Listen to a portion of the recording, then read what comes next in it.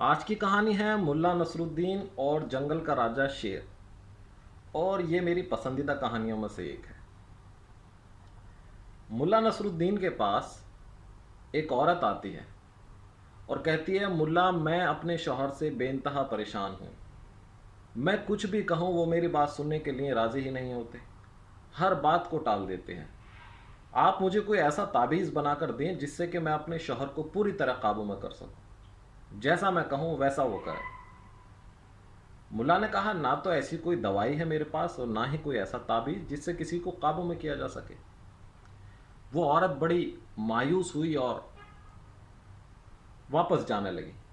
اچانک ملا نے اسے روکا اور کہا کہ بھائی ایک ترکیب ہے، لیکن وہ تھوڑی مشکل ہے، اگر تم کر پاؤ تو تم اپنے شوہر کو قابو میں کر سکتی ہو۔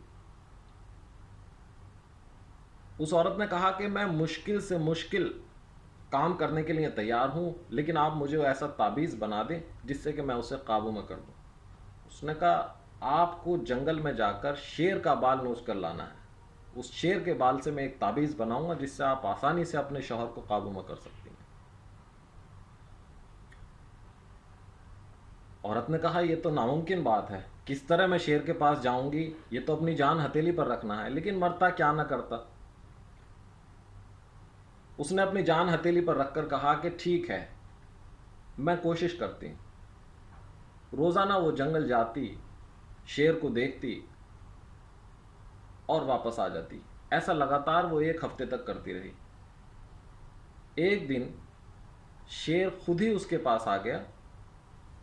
عورت نے اسے پیارنا اور پچکارنا شروع کر دیا اور ہلکے سے اس کا بال نوچ کر سیدھے ملا کے پاس واپس آ گئی، اور بڑی خوشی میں اس نے کہا، ملا جی میں شیر کا بال لے آئی ہوں، اب کھٹا کھٹ آپ مجھے ایک تعویذ بنا دیجئے جس سے میں اپنے شوہر کو قابو میں کر سکوں۔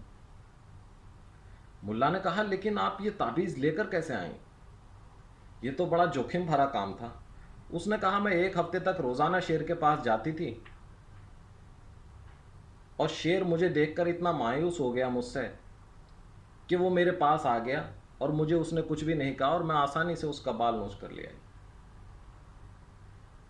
ملا نے کہا، ٹھیک ہے، میں آپ کو تعویذ بنا دیتا ہوں، لیکن اس سے پہلے میرے ایک سوال کا جواب دیں۔ کیا آپ کا شوہر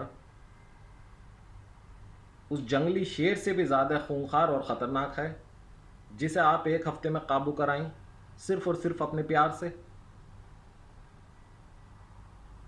عورت کے پاس کوئی جواب نہیں تھا۔